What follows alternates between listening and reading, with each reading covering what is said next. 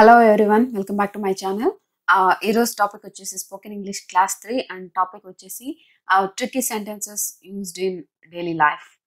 Tricky sentences used in daily life అంటే మనం రోజువారీ జీవితంలో మనం కొన్ని వాక్యాలు ఉపయోగిస్తూ ఉంటాం. లైక్ పాలు పొంగిపోతున్నాయను, లేదంటే కాళ్ళు క్లీన్గా తుడుచుకొని లోపలికి రండి అని చెప్పేసి ఇలాంటి కొన్ని సెంటెన్సెస్ మనము ఇంగ్లీష్లో యాజ్ ఇట్ ఈస్ మనం ట్రాన్స్లేట్ చేసేకెళ్తే అది డిఫరెంట్గా ఉంటుంది. బట్ ఎగ్జాక్ట్గా కరెక్ట్గా వాడడానికి వాటికి వేరే పదాలు ఉన్నాయి. సో అవి ఏంటో ఈరోజు మనం చూద్దాం. Okay, let's start our session.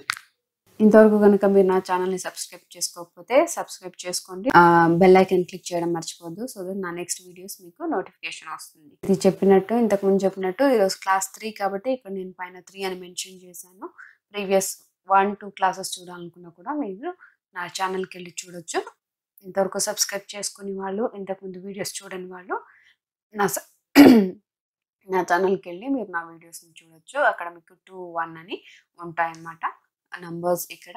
So continuous classes మీరు మిస్ అవ్వకుండా చూడండి. సో దట్ డైలీ మనం మాట్లాడే జనరల్ ఇంగ్లీష్, జనరల్ కాన్వర్జేషన్స్ అన్ని ఆల్మోస్ట్ ఎవ్రీ క్లాస్లో కొద్దిగా కవర్ చేస్తున్నాను. సో ఈరోజు మన క్లాస్లో ఫస్ట్ సెంటెన్స్ వచ్చేసి పాలు పొంగిపోతున్నాయి. మనం జనరల్గా ఇది డైలీ లైఫ్లో వాడుతూనే ఉంటాం ఈ వాక్యం. పాలు పొంగిపోతున్నాయని, పాలు పొయ్యి మీద పెట్టి అవి పొంగిపోతున్నప్పుడు పాలు పొంగిపోతున్నాయి చూడు అని చెప్తుంటాం కదా. సో ఆ టైంలో మనం యూజ్ చేయాల్సినటువంటి వాక్యం milk is spilling over. Milk is spilling over అంటే పాలు పొంగిపోతున్నాయి అని. ఈ స్పిల్లింగ్ ఓవర్ అనే ఈ వర్డ్ని మనము ఇంకో కొన్ని విధాలుగా ఎలా అంటే చల్లిపోతుంది, లైక్ టీ చల్లిపోయింది, కాఫీ చల్లింది నా మీద, ఇలాంటి సెంటెన్సెస్ యూస్ చేసేటప్పుడు కూడా మనం ఇదే వర్డ్స్ని ఉపయోగిస్తాం. Spilling over, like tea spilled over me అంటే టీ నా మీద చల్లింది అనేసి అనమాట. సో అలాంటి టైంలో కూడా మనం ఇక్కడ స్పిల్లింగ్ ఓవర్ అంటే కంటిన్యూస్ టెన్స్, పొంగిపోతున్నాయి అని చెప్పేటప్పుడు స్పిల్లింగ్ అంటాం. అలా కాకుండా స్పిల్డ్ ఓవర్ మీ అంటే మిల్క్ ఈజ్ స్పిల్డ్ ఓవర్ అంటే పాలు పొంగిపోయాయి అనేసి. అలాగే మనం టీ నా మీద చల్లింది, కాఫీ చల్లింది అనేప్పుడు కూడా మనము సేమ్ వర్డ్స్ని యూజ్ చేయొచ్చు. But depending on the time మనము పాస్ట్ టెన్స్ కానీ ప్రజెంట్ కంటిన్యూస్ టెన్స్ని కానీ మనము వాడాల్సి వస్తుంది అనమాట. టీ స్పిల్డ్ ఓవర్ మీ అంటే చల్లిపోయింది, టీ నా మీద చల్లింది అనేసి. అలాగా సమయాన్ని బట్టి మనం సేమ్ వర్డ్స్నే డిఫరెంట్గా యూజ్ చేస్తూ ఉంటాం. సో నెక్స్ట్ సెంటెన్స్ వచ్చి పాలు విరిగిపోయాయి. అది పాలు విరిగిపోయాయి అనుకోండి, మనం పాలు విరిగిపోయాయి అంటాం. టీ పెట్టు అన్నప్పుడు పాలు విరిగిపోయి ఉంటే పొద్దునవి లేదా నిన్నవి పాలనప్పుడు విరిగిపోయినప్పుడు ఏం చెప్తాం? పాలు విరిగిపోయాయి. దీనికి మనము ఇంగ్లీష్లో వచ్చేసేసి ఏం చెప్తాం? Milk is curdled. Milk is curdled. Next, ఇది జనరల్గా మనం ఇంట్లో దొంగలు పడ్డారు లేదా ఇంట్లో దొంగలు చొరబడ్డారు అని చెప్తూ ఉంటాం కదా. సో అలాంటి టైంలో thieves broke in to the house అనాలి. ఇక్కడ బ్రోక్ అంటే మనం ఎగ్జాక్ట్ మీనింగ్ చూస్తే కనుక దాని మీనింగ్ వేరే ఉంటుంది. ఏంటది? పగిలిపోవడం. బ్రేక్, బ్రోక్, బ్రోకెన్, ఇది కదా వర్బ్. అండ్ 3 ఫార్మ్స్ వచ్చేసి బ్రేక్, బ్రోక్, బ్రోకెన్. దీన్ని మనం బ్రోక్ అంటే మనకు మీనింగ్ ఏమొస్తుంది? విరగొట్టడం ఏదైనా అనేసి కదా. బట్ ఇక్కడ thieves broke in to the house last night అంటే ఇంట్లోకి దొంగలు చొరబడ్డారు, నిన్న రాత్రి ఇంట్లోకి చొరబడ్డారు అనేసి. ఇలాంటి టైంలో మనం బ్రోక్ ఇంటూ అంటాం అనమాట. బ్రోక్ ఇంటూ, రైట్, అంటే ఫోర్స్ఫుల్లీ లోపలికి వచ్చేదాన్ని బ్రోక్ ఇంటూ అంటాం అనమాట. Thieves broke in to the house last night. ఇలాంటి మనము జనరల్గా గ్రామర్లో ఇలాంటి సెంటెన్సెస్ చూడడం తక్కువగా ఉంటుంది. అందుకనే ఇలాంటి సెంటెన్సెస్ మనము డైలీ లైఫ్ సెంటెన్సెస్ కనుక చూస్తూ ఉంటే ఎలా యూజ్ చేస్తాం అనేది రోజు ఇంగ్లీష్ మాట్లాడడానికి ఈజీ అవుతుంది అనమాట. నెక్స్ట్ వచ్చి అది నీ ఇష్టం. జనరల్గా ఇష్టం అనే దానికి మనం వాడే వర్డ్ ఏంటి ఇంగ్లీష్లో? లైక్ అని కదా. బట్ ఇక్కడ అలా వాడకూడదు. ఐ లైక్ యూ అంటే నువ్వంటే నాకు ఇష్టం అని, ఐ లైక్ యూ అది వేరే. బట్ ఇక్కడ అది నీ ఇష్టం అంటే it's up to you. It's up to you అంటే మనం ఏదైనా కొన్ని 2-3 ఆప్షన్స్ ఉంటాయి మన ముందు. ఓకేనా, అది ఏది సెలెక్ట్ చేసుకోవాలి అనే సిచ్యువేషన్ వచ్చినప్పుడు జనరల్గా ఇది వాడుతుంటాం, it's up to you. For example, ఎవరైనా కూడా 2-3 కాలేజెస్ ఆప్షన్ ఉంది మనం జాయిన్ అవ్వడానికి. ఏ కాలేజ్ అంటే సెలెక్ట్ చేసుకోవాలో ఇట్స్ అప్ టు యూ అంటుంటాం. ఇట్స్ అప్ టు యూ అంటే నీ ఇష్టం, ఇది నీకు ఏది చేయాలనిపిస్తే అది చేయి. నువ్వు ఏ కాలేజ్ సెలెక్ట్ చేసుకోవాలనుకుంటున్నామో whichever college you want to select, it's up to you అంటే ఏంటి? Whichever college you want to join, it's up to you అంటే అది నీ నిర్ణయం, నీ ఇష్టం అన్నట్టు. నీ నిర్ణయం అనొచ్చు, లేదా ఇక్కడ నీ ఇష్టం అని కూడా అంటాం అనమాట. ఇక్కడ లైక్ అనే వర్డ్ వాడడం ఇలాంటి టైంలో మనం ఇట్స్ అప్ టు యూ, సిచ్యువేషన్ని బట్టి మనం ఇంగ్లీష్ సెంటెన్సెస్లో వర్డ్స్ చేంజ్ చేయాల్సి వస్తుంది అనమాట. ఇక్కడ ఇట్స్ అప్ టు యూ అంటే అది నీ ఇష్టం అనొచ్చు, లేదా అది నీ నిర్ణయం అనొచ్చు. సమయాన్ని బట్టి మనము ఈ సెంటెన్స్ని వాడాల్సి ఉంటుంది. ఏదైనా చేయాలా వద్దా అని ఆలోచిస్తూ ఉంటాం, ఆ టైంలో కూడా మనం ఇట్స్ అప్ టు యూ, నీ ఇష్టం, అది చేయాలనుకుంటున్నావో ఏదైనా పని చేయాలనుకుంటున్నప్పుడు చేయాలా వద్దా అని ఎవరైనా అడిగామనుకోండి, వాళ్ళు జనరల్గా అది నీ ఇష్టం, నీ నిర్ణయం అంటుంటాం. అలాంటప్పుడు ఇట్స్ అప్ టు యూ అనేసి చెప్పాలి. ఆమె అతనికి విరుద్ధంగా ఫిర్యాదు చేసింది. జనరల్గా మనం పోలీస్ కంప్లైంట్ చేస్తుంటాం, లేదంటే ఏదైనా పోలీస్ కంప్లైంట్ అనే కాదు, ఒకళ్ళకి అగేన్స్ట్గా మనం చెప్పేటప్పుడు అంటే వాళ్ళకు విరుద్ధంగా ఆపోజిట్గా మనము ఫిర్యాదు అంటే ఏంటి, కంప్లైంట్. జనరల్గా మనం ఫిర్యాదు అనే తెలుగు వర్డ్ కంటే కంప్లైంట్ అనే ఇంగ్లీష్ వర్డ్ వాడుక భాషలో ఎక్కువ వాడడం జరుగుతూ ఉంటుంది.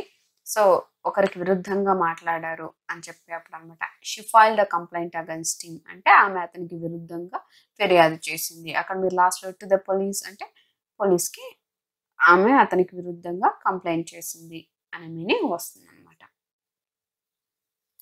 నెక్స్ట్ వచ్చి మేము చూడడం తప్ప ఏం చేయలేకపోయాము.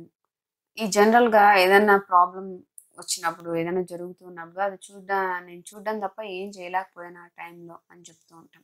We could do nothing but watch అంటే మేము చూడడం తప్ప ఏం చేయలేకపోయాము ఆ సిచ్యువేషన్లో. ఏదైనా అయిండొచ్చు, ఇది కొంచెం కొన్ని టైమ్స్లో మనం ఎవరైనా ఫర్ ఎగ్జాంపుల్ ఒక అబ్బాయిని ఎవరైనా కొడుతున్నప్పుడు చూస్తాం అంతే, చూడడం తప్ప ఏం చేయలేకపోయాము అని చెప్తూ ఉంటాం కదా. ఎవరన్నా ఫాదర్ సన్ని కొడుతూ ఉన్నప్పుడు, లేదంటే టీచర్స్ అన్ని కొడుతున్నప్పుడు చూస్తున్నాం, బట్ ఏం చేయలేము ఆ టైంలో మనం, రైట్? బికాస్ వాళ్ళు పెద్దవాళ్ళు, మనం ఏం మాట్లాడలేము. సో అలాంటి టైంలో మనము చెప్తూ ఉంటాం అనమాట, we could do nothing but watch. చూసాం అంతే, బట్ ఏం చేయలేకపోయాము ఆ టైంలో. ఇంకొకటి మీరు గమనించాల్సింది అంటే ఇక్కడ మనము జరిగిపోయినప్పటికీ కూడా ఇక్కడ మనం వాచ్డ్ అనట్లేదు, బట్ వాచ్ అనాలంతే. ఇక్కడ వీ కుడ్ డూ అనేది మనకు నథింగ్, ఏం చేయలేకపోయాము, నథింగ్ అనేది ఇక్కడ మనకు నెగిటివ్ చూపిస్తుంది. అండ్ ఇక్కడ వాచ్డ్ అనకూడదు, వాచ్ అనాలి. We could do nothing but watch అంటే ఏంటి, మేము చూడడం తప్ప ఏం చేయలేకపోయాము అనేసి. నెక్స్ట్ సెంటెన్స్, నేను నీకు కాల్ చేయలేకపోయాను. ఏదైనా కానీ సాధ్యం కాలేదు ఇంతకు ముందు అనే అనుకోవాలన్నప్పుడు మనం ఏం చెప్పాలి ఇక్కడ అంటే I couldn't call you, I couldn't do that for you. ఏదైనా కానీ కుడ్ నాట్ అంటే ఇక్కడ మీనింగ్ ఏంటి, ఇక్కడ కుడ్ నాట్ అంటే మీనింగ్ ఏంటంటే సాధ్యం అవ్వలేదు, చేయలేకపోయాను, కుదరలేదు అలా అనమాట. I could not do it, నాకు అది చేయడం కుదరలేదు. I could not call you, నేను నాకు కాల్ చేయడానికి కుదరలేదు. ఇలాంటి సెంటెన్సెస్లో మనము కుడ్ నాట్ అని యూజ్ చేయాలన్నమాట. అంటే మనము అది ఏదైనా కానీ సౌమ్యంగా ఇంకొకరికి తెలియజేయాలి అన్నప్పుడు మనం చేయలేకపోయాము ఏదైనా పని, బట్ అది చెప్పేటప్పుడు సౌమ్యంగా చెప్పాలి అనుకున్నప్పుడు I could not call you అని. నెక్స్ట్, ఈరోజు నాకు సెలవు ఉంది. జనరల్గా ఇక్కడ మనం ఒక మిస్టేక్ చేస్తుంటాం, సెలవు అనగానే హాలిడే అనే థాట్ వస్తుంది. అదేంటంటే మనం పబ్లిక్ హాలిడేస్, జనరల్గా ప్రతి ఒక్కరికి ఉన్న హాలిడేస్ గురించి చెప్పేటప్పుడు, సెలవు గురించి మాట్లాడేటప్పుడు మనం హాలిడే అనాలి. అలా కాకుండా నీవు ప్రత్యేకంగా ఒక లీవ్ తీసుకున్నావు అనుకో, లీవ్ తీసుకున్నావు సపరేట్గా అంటే అక్కడ మనం హాలిడే అనకూడదు, it's my day of today అంటే ఈరోజు నాకు సెలవు ఉంది, నేను సెలవు తీసుకున్నాను అన్నట్టు. బట్ నేను సెలవు తీసుకున్నాను అనుకుంటే ఈరోజు నాకు సెలవు ఉంది అని చెప్పాలంటే it's my day of, I took day of అంటే నేను తీసుకున్నాను అనేసి.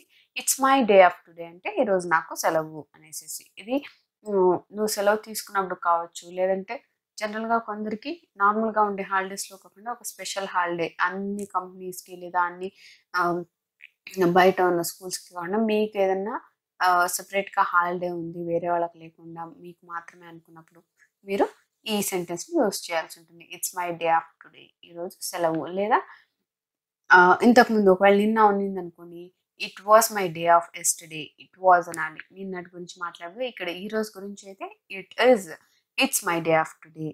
ఇక్కడ ఇలా ఉంది అంటే దీనికి మీనింగ్ ఇట్ ఈజ్ అని. షార్ట్ మనం దాన్ని చెప్పేది ఎలాగా contraction, it's my day of today అనేసి.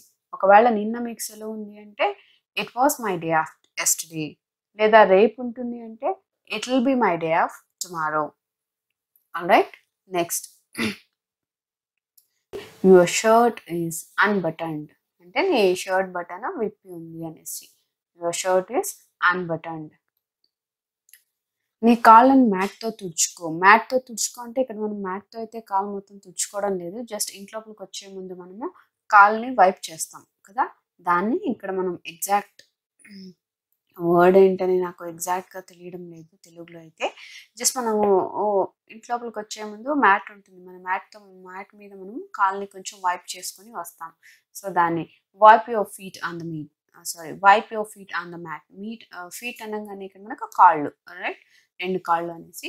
Wipe your feet on the mat అంటే మీ కాళ్ళను మ్యాట్‌తో తుడుచుకొని రండి in the sense like mat మీద క్లీన్ చేసుకొని రండి అనే మీనింగ్ అనమాట.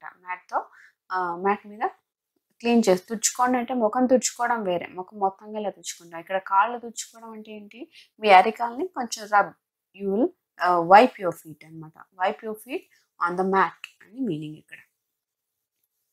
ఆహారం అయిపోయిందంటే ఎవరికైనా ఆకలిగా ఉంది భోజనం పెట్టు అని చెప్తున్నప్పుడు ఒకవేళ అయిపోయింది ఆల్రెడీ మనం తినేసి ఉంటాం ఇంట్లో వాళ్ళం. అప్పుడు ఏం చెప్తాం?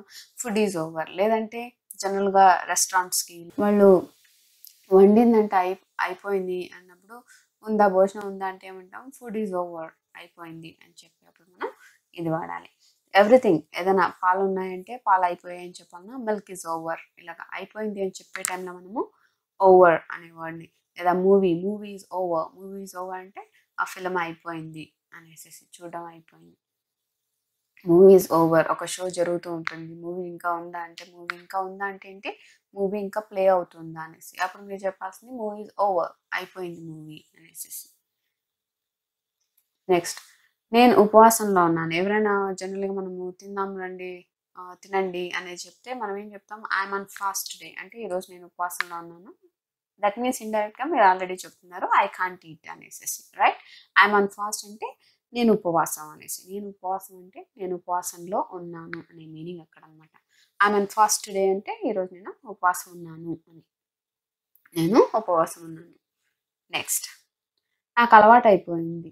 ఐయామ్ యూజ్డ్ టు ఇట్ అని చెప్తూ ఉంటాం జనరల్‌గా. ఐయామ్ యూజ్డ్ టు ఇట్ అంటే నాకు అలవాటైపోయింది. అంటే ఏంటి? ఇట్ అంటే అక్కడ I'm used to cooking, I'm used to dancing అంటే నాకు కుకింగ్ చేయడం ముందు నుంచి అలవాటు. డాన్స్ చేయడం నాకు ముందు నుంచి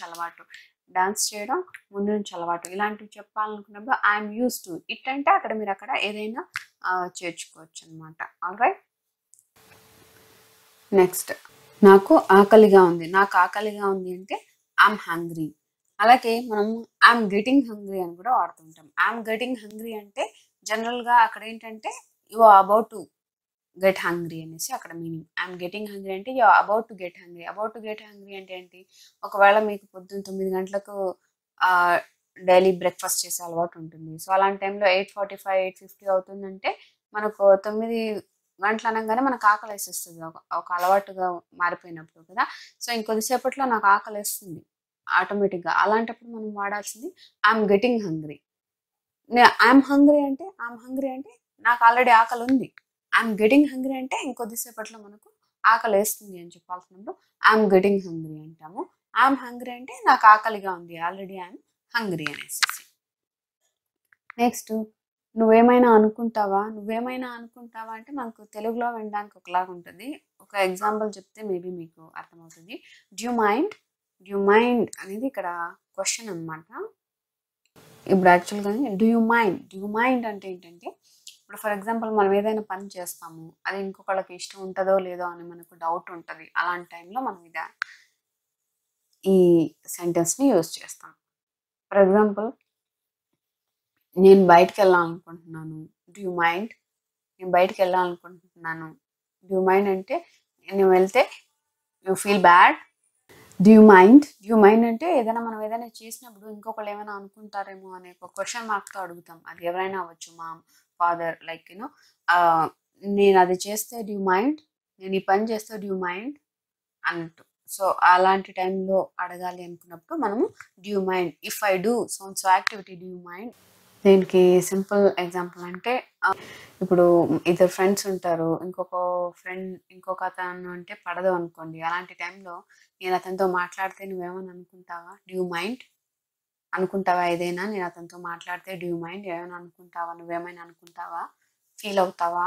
అలాంటి టైంలో ఇలాంటి సిచ్యువేషన్స్లో ఇలాంటి సిచ్యువేషన్ని ఇలాంటి సిచ్యువేషన్లో మనము ఇలాంటి సెంటెన్స్ యూస్ చేస్తాం. Do you mind? నువ్వేమైనా అనుకుంటావా? If I talk to him, right? If I talk to him, do you mind? ఇది జనరల్గా మనము ఇంట్లో కుళాయి కారుతూ ఉంది అంటాం. యాక్చువల్గా కుళాయి చుక్కలు చుక్కలు బొట్లు బొట్లు నీళ్లు కారుతుంది అన్నప్పుడు మనము కారుతుంది అని చెప్తాం. నీళ్ళు బయటకు పోతుంది, నీళ్ళు కుళాయి నుండి కారే బయటకు వస్తుంది అని చెప్తాం కదా. సో అలాంటి టైంలో మనము యూస్ చేయాల్సింది water is dripping out from the tap. Water is dripping out from the tap అంటే నీళ్లు కుళాయి నుండి బయటకు పోతుంది, కారుతూ ఉంది. కారడం అంటే బొట్టు బొట్టుగా వచ్చేదాన్ని మనం కారడం అంటాం, right? Water is dripping out from the tap అంటే కుళాయి నుండి నీరు బయటకు పోతుంది అనేసి మీనింగ్ అనమాట. పాము ప్రాకుతూ ఉంది, పాకుతూ ఉంది, పాము పాకుతూ ఉంది అంటే ఏంటి? జనరల్గా పాము మనలాగా నడవడలే, పాకడం అంటాం. అంటే అది కింద వెళ్తూ ఉంది అనేది చెప్పేప్పుడు మనం snake is creeping, snake is creeping. అలాంటిదే సేమ్ ఆ పాములాగే వేరే కూడా ఏవైతే అన్ని పాకుతూ వెళ్తాయో వాటిని మనం చెప్పాల్సింది క్రీపింగ్ అనేసి. అదే ఒకవేళ పాప లేదా బాబు పాప బాబు పాకడం అంటే ఏంటి? ఇక్కడ వాళ్ళు రెండు చేతులు రెండు కాళ్ళ సహాయంతో బాడీని మూవ్ చేస్తుంటారు. ఆ టైంలో మీరు యూజ్ చేయాల్సింది క్రాలింగ్, బేబీస్ క్రాలింగ్ అనేసి. కానీ ఇక్కడ స్నేక్ అనేది కంప్లీట్ దాని బాడీ అంతా కూడా భూమి మీద పెట్టి పాకుతూ ఉంటుంది. అలాంటి టైంలో మీరు యూజ్ చేయాల్సింది క్రీపింగ్. ఇలాంటిది మనము వేరే వాటికి కూడా ఏవైతే పాకుతూ ఉంటాయో వాటన్నిటికీ కూడా మనం క్రీపింగ్ అనే యూజ్ చేయాలి. అదే క్రాలింగ్ అనేది నేను ఇక్కడ మెన్షన్ చేయలేదు. బట్ క్రాలింగ్ అంటే ఏంటంటే మనం చేతులు కాళ్ళ సాయంతో పాకుతున్నాం అనుకోండి నేలపైన, అలాంటి టైంలో మీరు వాడాల్సింది క్రాలింగ్ అనేసి. జనరల్గా babies are crawling, babies crawling అంటుంటాం. అంటే ఏంటి? పాపాయి పాకుతూ ఉంది, బట్ అక్కడ పాకడం అంటే చేతులు కాళ్ళ సాయంతో అనేసి. ఓకే, నెక్స్ట్ ఫోన్ కట్ చేయి. ఎవరైనా ఎక్కువసేపు మాట్లాడుతున్నారంటే జనరల్గా అమ్మ వాళ్ళు లేదంటే టీచర్స్ స్కూల్లో కాలేజ్లో ఫోన్లో మాట్లాడుతుంటే ఏం చేస్తుంటారు? ఫోన్ కట్ చేయి అని చెప్తూ ఉంటారు కదా. ఫోన్ పెట్టేయి అన్నట్టు అనమాట, కట్ చేయండి. సో ఫోన్ కట్ చేయని చెప్పాల్సినప్పుడు మీరు చెప్పాల్సింది hang up the phone. Hang up the phone అంటే ఫోన్ పెట్టేసేయని లేదా ఫోన్ కట్ చేయనేసేసి. నెక్స్ట్ వచ్చేసి నా ఫోన్ బ్యాటరీ, ఫోన్ ఇస్తావా అనుకో మాట్లాడాలి అన్నప్పుడు నా ఫోన్ బ్యాటరీ అయిపోయింది అని చెప్తుంటాం. సో అలాంటప్పుడు మీరు చెప్పాల్సింది my phones battery is dead. My phones battery is dead అంటే నా ఫోన్ బ్యాటరీ అయిపోయింది. నెక్స్ట్ చిన్నపిల్లలు జనరల్గా మనము ఫంక్షన్కి తీసుకెళ్ళినప్పుడు చెప్తూ ఉంటాం వాడికి దృష్టి కలుగుతుంది, అతనికి దృష్టి కలుగుతుంది. ఇప్పుడు ఏదైనా బాగా నీట్గా రెడీ అయినప్పుడు ఎక్కువ మంది చూస్తున్నారు అన్నప్పుడు అంటారు he will catch the evil eye. He will catch the evil eye అంటే ఏంటి? He will catch the evil eye అంటే అతనికి దృష్టి తగులుతుంది. దృష్టి అనగానే ఏంటి అక్కడ మన తెలుగులో వచ్చేసి చెడు దృష్టి అనేసి, right? He will catch the evil eye అంటే చెడ్డ కళ్ళు పడతాయి అని చెప్తుంటాం, లేదా దృష్టి తగులుతుంది అంటుంటాం సింపుల్గా. సో దానికి మనం చెప్పాల్సింది he will catch the evil eye. ఇంటికి వెళ్ళగానే దృష్టి తీయండి, దృష్టి తగులుతుంది, దృష్టి తగిలి ఉంటుంది లేదా దృష్టి తగులుతుంది ఈరోజు అని చెప్తూ ఉంటాం కదా. సో అలాంటప్పుడు చెప్పాల్సింది he will catch the evil eye అనేసి. ఓకే, ఫంక్షన్లో ఉన్నప్పుడు చెప్తూ ఉంటాం బాబుకు దృష్టి తగులుతుంది ఇంటికి వెళ్ళంగానే దృష్టి తీయ అనేసి. హీ విల్ లేదా ఫంక్షన్ అయిపోగానే దృష్టి తీయ అని చెప్తూ ఉంటాం. బాబుకి ఫంక్షన్ ఉంది కదా, ఫంక్షన్లో దృష్టి తగులుతుంది, ఫంక్షన్ అయిపోగానే దృష్టి తీసేయండి అని చెప్తుంటాం. సో దృష్టి తగులుతుంది అని చెప్పాలనుకున్నాం చెప్పాల్సింది he will catch the evil eye. In case పాప అయితే she will catch the evil eye అనేసి. ఫోన్ సగం మాత్రమే ఛార్జ్ చేయబడింది అంటే సగం మాత్రమే ఛార్జ్ అయ్యింది అని చెప్పాలనుకున్నప్పుడు my phone is only half charged. My phone is only half charged అంటే నా ఫోన్ సగం మాత్రమే ఛార్జ్ అయ్యింది అనేసి. ఫోన్ ఛార్జ్ అయిందా చూడు అంటుంటాం కదా, అప్పుడు లేదు ఇంకా ఫోన్ హాఫ్ ఛార్జ్ అయ్యింది అంటున్నాం, 50% ఛార్జ్ అయ్యింది అని చెప్పాలనుకున్నప్పుడు no phone is only half charged, పూర్తిగా అవ్వలేదు అని చెప్పాలి అనుకున్నప్పుడు చెప్తాం phone is only half charged అంటే ఫోను సగం మాత్రమే ఛార్జ్ అయింది. ఇది ఈరోజు session. I hope you like it. If you do like it please do like, share and subscribe to my channel. ఇలాంటివి ఇంకా ట్రిక్కీ సెంటెన్సెస్ మనం డైలీ లైఫ్లో యూజ్ చేసేవి అండ్ జనరల్గా ఇంగ్లీష్ మాట్లాడడానికి కావాల్సిన సింపుల్ సెంటెన్సెస్ ఇంకా ముందు క్లాసెస్లో చెప్పడం జరుగుతుంది. So please like and do subscribe to my channel. Thanks for watching. Bye bye.